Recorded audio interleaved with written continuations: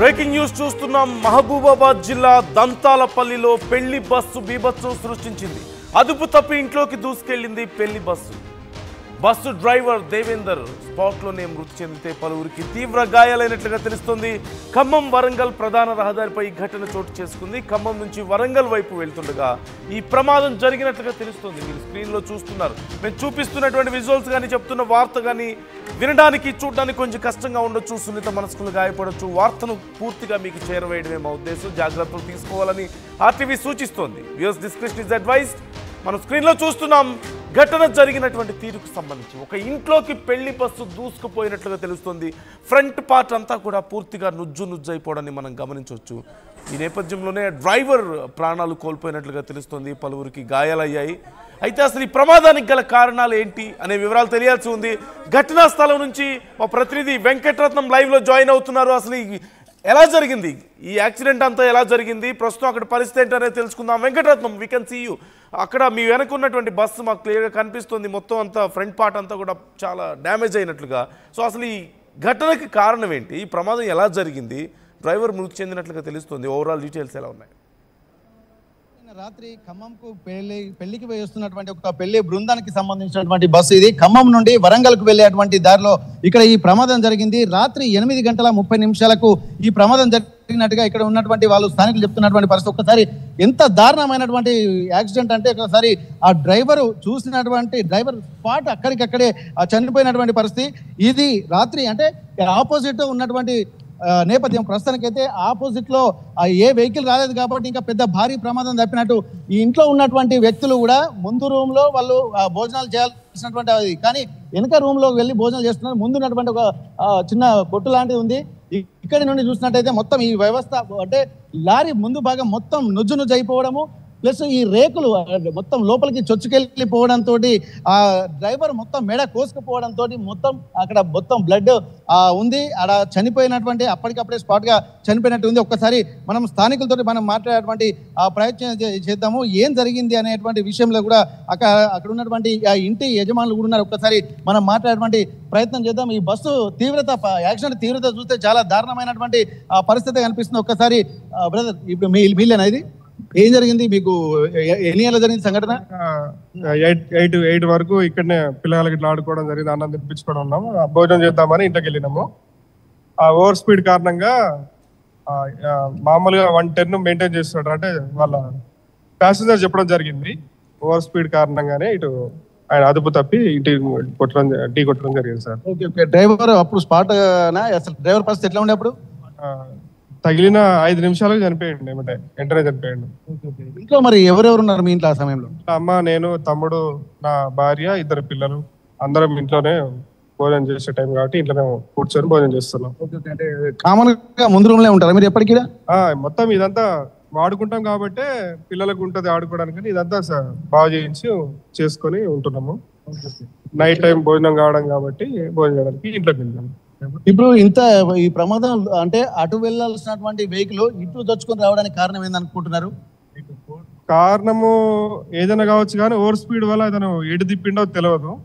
Over speed వల్ల road బాగలేకపోవడము, లేకపోతే ఏదైనా వెహికల్ అడ్డు రావచ్చు.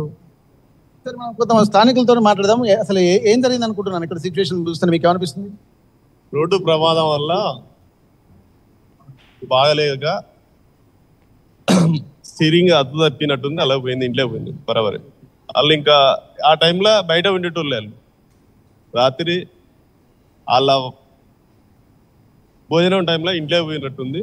ఓకే, ఇక్కడ మనం గమనిద్దాం. ఇక్కడ ఇక్కడ రోడ్డు మాత్రం బాగలేదు. ఇక్కడ ఒకసారి చూసినట్టయితే రోడ్డు పరిస్థితి మాత్రం ఇక్కడ ఓవర్ స్పీడ్ అనేది ఇక్కడ ప్రత్యక్షంగా బస్సులో ఉన్నటువంటి వాళ్ళు చెప్పినట్టుగా తెలుస్తుంది. అక్కడ ఉన్నటువంటి వాళ్ళు బస్సులో ఉన్నటువంటి వాళ్ళు మినిమం 130 స్పీడ్ లో కంటిన్యూగా ఖమ్మం నుండి వస్తున్నట్టుగా తెలుస్తుంది. ప్రస్తుతానికి ఇక్కడ ఉన్నటువంటి ఈ రోడ్డు అదుపు తప్పి రావడం ఇక్కడ మనకు స్పష్టంగా కనిపిస్తుంది. ఒక్కసారి మనం ఈ బస్సు యాక్సిడెంట్ కి కారణాన్ని ఒక్కసారి మనం పరిశీలించినట్టయితే ఇక్కడ మనకు జెండా బాతినటువంటి ప్రాంతంలో మనం చూడొచ్చు. వచ్చేటువంటి వెహికల్ కూడా కొంత మూమెంట్ అక్కడ మనకు కనిపిస్తున్నాయి.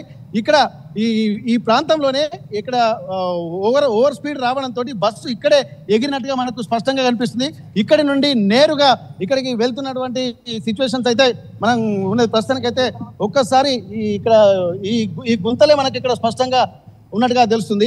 ఇక్కడి నుండి బస్సు నేరుగా ఇక్కడ స్టీరింగ్ అదుపు తప్పి లోపలికి రావడం వల్ల కూడా ఈ ప్రాంతాన్ని అంతా ఒకసారి ఇల్లుకి తెచ్చుకెళ్ళింది. ఒకసారి మనం ఇంటి విజువల్స్ అయితే చూద్దాము. ఇంటి విజువల్స్ కూడా చాలా లోపలికి వెళ్తే ఇదంతా అంటే ఇక్కడికి వచ్చిన తర్వాత మొత్తం బస్సు ఒక్కసారి ఎగిరినట్టుగా కొన్ని సీసీటీవీ ఫుటేజ్ లో మనకు కనిపిస్తుంది. ఈ ప్రాంతం అంతా చూస్తుంటే మాత్రం దాదాపు మొత్తం ఈ రోడ్డులోకి మొత్తం చొచ్చుకొని రావడంతో ఇక్కడ ఉన్నటువంటి రేకులు ఇదంతా ముందు షెడ్, ఇప్పుడు మనం చూస్తున్నటువంటి ఈ ప్రాంతం అంతా కూడా మొత్తం షెడ్ లాగా ఉంటుంది. ఈ షెడ్ మొత్తం లోపలికి చొచ్చుకెళ్ళిపోవడంతో కూడా ఆ ప్రమాదం చాలా తీవ్రంగా ఉన్నటువంటి పరిస్థితి. ఇంట్లో ఉన్నటువంటి రేకులు మొత్తం ఇక్కడ కూలి ఎక్కడికక్కడ పగిలిపోయినటువంటి పరిస్థితి, మొత్తం రక్తపు మడుగులో ఇక్కడ మనకు ప్రస్తుతానికైతే కనిపిస్తుంది. ఆ డ్రైవరు పూర్తిగా స్టీరింగ్ మొత్తం విరిగిపోవడంతో కూడా ఇక్కడ ఉండొచ్చు. ఆ కుటుంబ సభ్యులతో మనం మాట్లాడేటువంటి ప్రయత్నం చేద్దాం. ఏం చేస్తున్నాము మీరు అప్పుడు? ఇట్లా సార్ దేవుని పూజ వచ్చి అప్పుడే ఇంట్లోకి వచ్చినాం. మా అందరికి జ్వరాలు వచ్చినాయి. రోజు బెడ్లో కూర్చుంటాం. జ్వరం వచ్చిందని అప్పుడే పోయినాం. మా అబ్బాయి డ్యూటీకి వచ్చిండు, అన్నం పెట్టినాం, 2 ముద్దలు తింటున్నాం. మా అబ్బాయి తిన్నాడు, బయటికి వినాయకుడికి పోతున్నాడు, బండి తీసుకుంటూనే ఉండు, బస్సు వస్తుంటే బండి పెట్టి ఇంట్లో వచ్చిండు. అమ్మ ఎలాంటి మా చిన్న పాప అవతల రూమ్లో ఉంది పడుకుంది. ఆ పాపను కూడా మాకు మతలేదు. వెళ్ళి అందరం తప్పదా బయటికి వెళ్ళాం. బడబడ కూతురండి సారు, మాకు న్యాయం చేయండి సార్, మేము అందరం తెచ్చిపెట్టున్నాం అయ్యా, మీరు ఎందుకు సారు మాకు. ఇక్కడ బయట ఒక్కసారి ఆ పరిస్థితులు కనుక చూసినట్టయితే ఆ డ్రైవర్ ఉన్నటువంటి డోరు ఒక మొత్తం ఇక్కడ నుంచి డోర్ ఓపెన్ చేసి డ్రైవర్ ను బయటికి తీశారు. అటు సైడ్ ఉన్నటువంటి డోర్ మొత్తం గోడకు గుద్దుకోవడంతో కూడా ప్యాసింజర్లు కూడా ముందున్నటువంటి వాళ్ళకి కొంతమంది ఒక 5గురికి చాలా తీవ్రంగా గాయాలయ్యాయి. వాళ్ళని మాత్రం ఇక్కడ వరంగల్కు ఎంజిఎం తరలించినట్టున్నది. డెడ్ బాడీని మాత్రం మహబూబాబాద్ ఏరియా ఆస్పత్రికి తరలించినటువంటి పరిస్థితి. స్థానికులు కూడా కొంతమంది మాట్లాడుతున్నారు. మీకు అంటే ఎట్లాంటి న్యాయం కావాలనుకుంటున్నామా మీరు? మాకు అంత న్యాయం చేయండి సారు. మాకు అన్ని కూలిపోయినాయి. మాకు ఇల్లు చిన్న ఇల్లు, మేము పేదవాళ్ళం. మాకు అంతా ఇప్పుడు ఏమి లేదు, ఉంటుంది కూడా ఇప్పుడు తావలేదు. ఇల్లు పైన ఇల్లు కూడా కూలింది మొత్తం. మాకు ఇల్లు నష్టపరాన్ని కట్టియాలి. మాకు అంతా న్యాయం చేయాలి సార్. బస్సు రావడానికి లోపల రావడానికి రోడ్డు కారణం అనుకుంటున్నారా మరి ఏమనుకుంటా ఉందో? ఇక గుంత ఉన్నట్టు ఉంది. ఇటు నెటకొచ్చిండు, మొత్తం నెటకొచ్చిండు. మా బాబు ఇక్కడ నుండి వెనకొచ్చినాం. ఇక బస్సు వచ్చి గుద్దింది. మేము అందరం ఇక బయటికి వెళ్ళిపోయినాం. ఇక సార్ మీరు న్యాయం చేయాలి. మాకు నష్టపరాన్ని కట్టియాలి సారు. మాకు ఈ నష్టపరాన్ని కట్టియాలి సారు. అందరికి అలా పేదవాళ్ళు, వాళ్ళు 4 పిల్లలు ఆడ ఉంటే పిల్లలు ఉంటే చచ్చిపోదురు సారు. అంతా అయిపోయింది, వాళ్ళకి నష్టం జరిగింది. వాళ్ళకి పశకారం చేసి వాళ్ళకి డబ్బులు కట్టియాలి. ఇప్పుడు మీకు ఏం చేస్తారమ్మా? మీది ఏం షాప్ ఇది? మాది షాప్ పెట్టుకున్నాం. అదే చాయ్ అయ్యి అమ్ముకునేది. అయితే ఇప్పుడు మన అబ్బాయి పెళ్లి చేసినాక మా ఆయన దేశం పోయాడు, మహారాష్ట్రం. ఇక 2 రోజుల్లో బంద్ పెట్టాం. ఇదివరకు షాప్ పెట్టి ఇన్నే ఉండేవాళ్ళం మేము అందరం. ఇప్పుడు 2-3 రోజులు ఇంత వారం అవుతుంది బంద్ పెట్టి. నందు ఇక్కడ ముందు భాగం మొత్తం పూర్తిగా అయితే బస్సు మొత్తం పూర్తిగా దెబ్బతిన్నటువంటి పరిస్థితి. ఒకసారి ఆ వీళ్ళను కూడా దాదాపు ఇక్కడ ఎగ్జిస్టింగ్ దాంట్లో నుండి కూడా ఇక్కడ వాళ్ళ ప్యాసింజర్లను మొత్తం ఈ డోర్ల నుండి దించారు. ఒక్కసారి బస్సులోకి వెళ్ళిన సీట్లు కూడా మొత్తం ఇక్కడ వంగి విరిగిపోయినటువంటి సిచ్యువేషన్ అయితే చూస్తున్నాం మనం. ఒక్కసారి స్పీడ్ కి ఉన్నటువంటి సీట్లు ఏదైనా అవకాశం ఉంటుందా వెంకటరత్నం బస్సు లోపలికి వెళ్ళడానికి కానీ, లేదంటే బస్సు ఫ్రంట్ పార్ట్ దగ్గరికి చాలా క్లోజ్ గా మాకు ఏమైనా చూపించగలుగుతారా? ఓకే నేను ఒకసారి ప్రయత్నం చేద్దాము. ఇక్కడ నుండి లోపలికి వెళ్ళేటువంటి ప్రయత్నం అయితే చేద్దాము. ఇక్కడ ఎంత దారుణమైనటువంటి సిచ్యువేషన్స్ ఉన్నాయంటే ఇక్కడ మొత్తం ఇక్కడ మనకు ఈ రాడ్లు కూడా బస్సులోకి చొచ్చుకొని వచ్చాయి. ఒకసారి ఈ వెళ్ళేటువంటి ప్రయత్నం అయితే చేద్దాము. ఎందుకంటే ఇక్కడ ఒక్కసారి నందు అటు సైడ్ నుంచి వెళ్ళేటువంటి ప్రయత్నం చేద్దాం. ఎందుకంటే రాడ్లు మొత్తం ఇరికిపోయినటువంటి పరిస్థితి కనిపిస్తుంది. ఇక్కడ ఈ సిచ్యువేషన్స్ ని మనం కొద్దిగా ఫేస్ చేయాల్సినటువంటి అవసరం అయితే కనిపిస్తుంది. బస్సు లోపలికి వెళ్ళేటువంటి ప్రయత్నం అయితే చేద్దాము. ఇక్కడ ఇంత ఘోరమైనటువంటి యాక్సిడెంట్, ఒకసారి బస్సు సీట్లు కూడా మొత్తం వంగిపోయినటువంటి పరిస్థితి మనకు కనిపిస్తుంది. లోపలికి ఎక్కేటువంటి ప్రయత్నం అయితే చేస్తాను. ఇక్కడ వీళ్ళు కొంతమంది తీసుకున్నటువంటి